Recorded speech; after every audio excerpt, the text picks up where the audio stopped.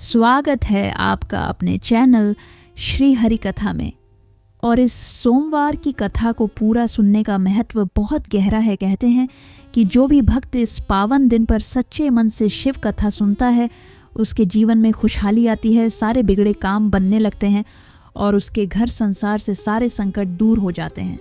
तो आइए अपने सारे दुखों को भूलकर इस भक्तिमय प्रवाह में डूब जाते हैं। ऐसे ही रहस्यमय भाव से जुड़ी एक कथा आज हम सुनने वाले हैं, जहां हम जानेंगे सोमवार की कथा की दिव्य कहानी। आज हम जिस सोमवार व्रत कथा को सुनने जा रहे हैं वह केवल एक कहानी नहीं बल्कि साक्षात भोलेनाथ की कृपा प्राप्त करने का एक महामंत्र है। यह कथा आरंभ होती है एक ऐसे नगर से जहां एक धनी साहूकार रहता था। उसका नाम धनपाल था। धनपाल के पास इतना धन था कि वह सोने चांदी को मिट्टी समझता था, पर उसका मन हमेशा उदास रहता था। उसके घर में धन संपदा, नौकर चाकर और हर तरह की सुख सुविधा थी, लेकिन उसके जीवन में एक गहरा शून्य था, वह था संतान सुख। धनपाल और उसकी पत्नी माधवी इस कमी से अत्यंत दुखी रहते थे। हर सोमवार को वे श्रद्धापूर्वक शिव मंदिर जाते थे। दोनों नंगे पांव मीलों चलते, शिवलिंग पर जल चढ़ाते और सच्चे मन से भोलेनाथ की आराधना करते थे। उनका व्रत इतना कठोर होता था कि वे पूरे दिन निराहार रहते, केवल शिव स्तुति करते। उनकी भक्ति इतनी गहरी और निस्वार्थ थी कि एक दिन स्वयं माता पार्वती का हृदय द्रवित हो उठा।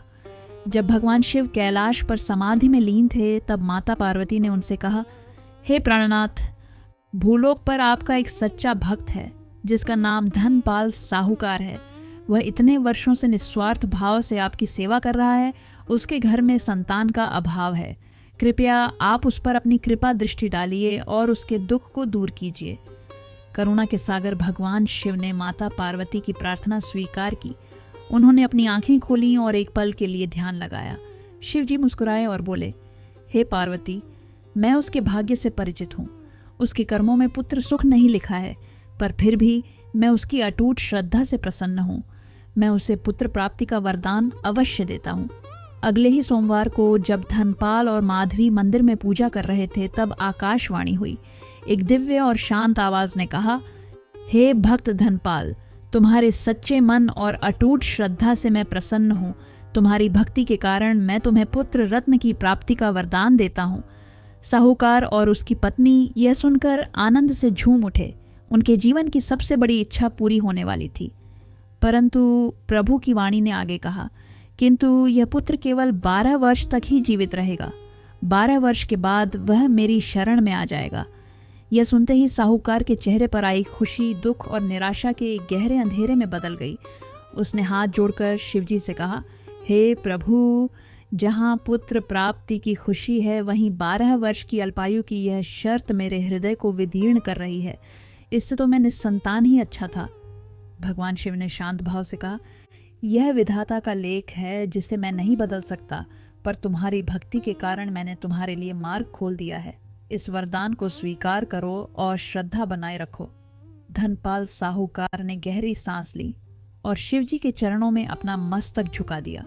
उसने सोचा शिव की इच्छा ही सर्वोपरि है। उसने वरदान स्वीकार किया। कुछ ही समय बाद धनपाल के घर एक सुंदर चंद्रमुखी पुत्र का जन्म हुआ। घर में खुशियां लौट आईं। पूरे नगर में उत्सव मनाया गया। साहूकार ने उस बच्चे का नाम अमर रखा क्योंकि वह चाहता था कि उसका बेटा अमर रहे। समय तेजी से बीतने लगा। साहूकार ने अपने पुत्र को बहुत लाड प्यार से पाला, उसे पढ़ाया लिखाया और हर सुख दिया। लेकिन जैसे ही अमर की आयु 11 वर्ष की हुई, साहूकार और उसकी पत्नी को भगवान शिव की भयानक भविष्यवाणी याद आने लगी। उनका मन विचलित हो उठा। माधवी हर रात रोती थी। धनपाल ने अपनी पत्नी को समझाया, यह पुत्र शिव जी का दिया हुआ है, हमें चिंता नहीं करनी चाहिए, हमें अपनी भक्ति पर भरोसा रखना चाहिए। धनपाल ने तब एक निर्णय लिया। उसने अपनी पत्नी से कहा, अब समय आ गया है, हम अमर को यहाँ नहीं रखेंगे, हम उसे उसके मामा के साथ काशी विद्या अध्ययन के लिए भेजेंगे। और सुनो, वहाँ जाने से पहले हमें उसे कुछ धन देकर यह शिक्षा देनी होगी कि वह जहाँ भी रुके वहाँ यज्ञ और ब्राह्मणों को भोजन अवश्य कराए और शिव पूजन करे। ये शिव की कृपा बनाए रखने का एकमात्र मार्ग है। भारी मन से साहूकार ने बेटे को उसके मामा के साथ विदा किया। बेटे को विदा करते समय उसने पुत्र को यह शिक्षा बार बार दी कि वह किसी भी हाल में हर सोमवार को शिव पूजा और दान पुण्य करना न भूले। पिता की आज्ञा मानकर मामा और भांजा अमर अपनी यात्रा पर निकल पड़े। वे गांव-गांव, नगर-नगर घूमते हुए आगे बढ़ने लगे। अमर हर रात अपने पिता के कहे अनुसार ब्राह्मणों को भोजन कराता और शिव आराधना करता था। उसकी भक्ति, उसकी विनम्रता और उसके सुंदर चेहरे से हर कोई प्रभावित होता था। चलते चलते एक दिन वे एक ऐसे नगर में पहुंचे जहां एक बहुत बड़े राजा की बेटी का विवाह था। जिस मंडप में विवाह की सारी रस्में होनी थीं, वहां राजा के दामाद की आंखें अचानक खराब हो गईं। वह किसी असाध्य बीमारी से ग्रस्त था और वह अंधा हो चुका था। राजा को इस बात की खबर थी, पर उसने यह बात सबसे छिपा कर रखी थी, क्योंकि वह नहीं चाहता था कि उसकी बेटी का विवाह टूटे। जब विवाह की घड़ी आई तो राजा को यह भय सताने लगा कि यदि इस अवस्था में दामाद को मंडप में लाया गया तो उसकी बेटी का जीवन दुखमय हो जाएगा और उसके कुल की बदनामी होगी। राजा ने तुरंत अपने सेवकों को नगर में एक सुंदर और सुशील लड़का खोजने का आदेश दिया, जो कुछ समय के लिए दूल्हे का स्थान ले सके। सेवकों ने नगर में बहुत खोजबीन की, पर उन्हें कोई नहीं मिला। तभी उनकी नज़र साहूकार के पुत्र अमर पर पड़ी, जो अपने मामा के साथ एक धर्मशाला में ठहरा हुआ था। अमर का मुखमंडल इतना शांत और आकर्षक था कि सेवकों को लगा इससे बेहतर कोई नहीं हो सकता। सेवकों ने तुरंत अमर के मामा से बात की। राजा ने अमर को यह प्रस्ताव दिया कि वह कुछ देर के लिए नकली दूल्हा बनकर मंडप में बैठे। इसके बदले में राजा उन्हें बहुत सारा धन देगा। मामा ने लालच में आकर तुरंत हाँ कर दी, लेकिन अमर ने साफ मना कर दिया। अमर ने कहा, यह एक महापाप है। किसी और की जगह धोखे से विवाह मंडप में बैठना मेरे धर्म और मेरी शिक्षा के विरुद्ध है। यह एक झूठ है और मैं यह पाप नहीं कर सकता। राजा ने अमर को समझाया कि यह विवाह केवल एक दिखावा होगा और असली विवाह बाद में उसी अंधे युवक से होगा। राजा ने अमर को यह भी वचन दिया कि वह किसी भी प्रकार की धार्मिक रस्म में भाग नहीं लेगा। अंततः बहुत समझाने और राजा की मजबूरी को देखकर अमर मान गया, लेकिन उसने राजा से एक शर्त रखी। उसने कहा, मैं मंडप में बैठूंगा, पर मैं केवल उतना ही करूंगा जितना राजा की आज्ञा होगी और इससे ज्यादा कुछ नहीं। राजा खुशी खुशी तैयार हो गया। अमर को दूल्हे के वेश में सजाया गया और वह अपनी यात्रा के कपड़ों में ही मंडप में आकर बैठ गया। विवाह की रस्में शुरू हुईं। राजा की बेटी और अमर ने एक दूसरे को वरमाला पहनाई और विवाह संपन्न हुआ। लेकिन जैसे ही विवाह संपन्न हुआ, अमर अपने वचन पर दृढ़ रहा। उसने तुरंत दुल्हन की ओढ़नी पर एक ऐसी बात लिख दी जिसे केवल वही पढ़ सकता था जो इस ओढ़नी को उठाएगा। विवाह समाप्त होते ही अमर उठकर अपने मामा के साथ वापस धर्मशाला चला आया। राजा ने उसे भारी मात्रा में सोने चांदी दिए, जिसे लेकर मामा बहुत प्रसन्न हुआ। जब राजा का असली दामाद आया तो उसे भी वही वेशभूषा पहनाई गई। जब राजा की बेटी अपनी ससुराल के लिए विदा हुई तो वह अपने असली पति से मिलने के बाद बहुत विस्मित हुई। उसे लगा कि मंडप में जो युवक था वह तो कोई और था और यह कोई और। दुल्हन की संदेह की गांठ तब खुली जब उसने अपनी ओढ़नी पर अमर द्वारा लिखे गए शब्द पढ़े। अमर ने अपनी दिव्य शक्ति और सच्चाई को साबित करने के लिए उस ओढ़नी पर लिखा था, तुम्हारा विवाह मेरे साथ नहीं हुआ है। मैं साहूकार धनपाल का पुत्र अमर हूँ। मैं काशी विद्या अध्ययन के लिए जा रहा हूँ। तुम्हारा विवाह तो उस अंधे रोगी युवक से हुआ है जो मुझसे ज्यादा धनी है। यह पढ़ते ही राजकुमारी ने पूरी बात समझ ली। वह तुरंत अपने पिता के महल लौट आई और सारी सच्चाई राजा को बताई। राजा को अपनी गलती का एहसास हुआ और उसने राजकुमारी से क्षमा मांगी। यह सुनकर अमर के मामा को बहुत पछतावा हुआ कि उसने लालच में आकर अमर को झूठ के दलदल में धकेला। इधर अमर और उसके मामा फिर से अपने सफर पर आगे बढ़े। चलते चलते एक रात जब वे विश्राम कर रहे थे तभी अमर की आंख लग गई। जब मामा सुबह उठा तो उसने देखा कि अमर की आयु 12 वर्ष पूरी हो चुकी थी और वह मृत अवस्था में पड़ा था। यह देखते ही मामा के होश उड़ गए। वह फूट फूट कर रोने लगा, पर अब वह कुछ नहीं कर सकता था। यह देखकर मामा का हृदय अत्यधिक दुहक से भर उठा। वह समझ गया कि यह सब शिवजी की भविष्यवाणी का ही फल था। दुखी मामा ने सोचा कि यदि वह अमर का शव साहूकार के पास ले जाएगा तो वे भी अपने पुत्र को मरा हुआ देखकर प्राण त्याग देंगे। इसलिए मामा ने अमर के शव को एक कंबल में लपेट लिया और उसे अपने साथ ले चलने का निर्णय लिया। मां अपने मृत भांजे अमर के शव को लेकर बहुत दुखी मन से यात्रा करते रहे। उन्होंने यह निश्चय कर लिया था कि वह किसी को अमर की मृत्यु की बात नहीं बताएंगे। वह जहां भी रुकते कंबल में लिपटे शव को एक ओर रख देते और चुपचाप अपनी दैनिक क्रियाएं पूरी करते थे। उसी समय कैलाश पर्वत पर माता पार्वती ने अपने पति करुणा के सागर भगवान शिव से आग्रह किया। माता ने कहा, हे भोलेनाथ, आपके भक्त धनपाल का पुत्र अमर अब आपकी भविष्यवाणी के अनुसार मृत्यु को प्राप्त हो चुका है। उसका मामा उसके शव को लेकर भटक रहा है। आप जानते हैं वह बच्चा कितना धर्मनिष्ठ और सदाचारी था। वह अभी शिव भक्ति का प्रचार करते हुए ही मरा है। कृपया उस पर और उसके दुखी परिवार पर अपनी कृपा कीजिए। भगवान शिव ने माता पार्वती की करुणापूर्ण प्रार्थना स्वीकार की। उन्होंने मुस्कुराते हुए कहा, हे पार्वती, तुम हमेशा अपने भक्तों की रक्षा के लिए तत्पर रहती हो। चलो हम दोनों नीचे भूलोक पर चलते हैं और उस सत्यवादी बालक के साथ क्या हुआ यह देखते हैं। भगवान शिव और माता पार्वती एक साधारण वेश में उसी मार्ग से नीचे उतरे जहां मामा अमर के शव को लेकर जा रहा था। जब वे दोनों वहां पहुंचे तो उन्होंने देखा कि मामा एक स्थान पर अमर के शव को लिटाकर बैठा हुआ है और शोक में डूबा हुआ है। शिवजी ने मामा से पूछा, हे बंधु, तुम इतने दुखी क्यों हो और यह कंबल में क्या लपेट रखा है? मामा को लगा कि ये कोई साधारण राहगीर हैं। उसने झूठ बोलने का फैसला किया। उसने कहा, महाराज, इसमें मेरा एक कीमती सामान है जिसे मैंने लपेट कर रखा है ताकि कोई इसे चुरा न ले। तब माता पार्वती ने अपने दिव्य नेत्रों से सब कुछ देख लिया। उन्होंने मामा के झूठ को भांप लिया और हंसते हुए कहा, हे भाई, तुम झूठ बोल रहे हो। तुमने इसमें कीमती सामान नहीं बल्कि एक मनुष्य का शव लपेट रखा है जो तुम्हारा प्रिय है। इतना कष्ट क्यों उठा रहे हो? इसे यहीं दफन कर दो। यह सुनकर मामा भयभीत हो गया।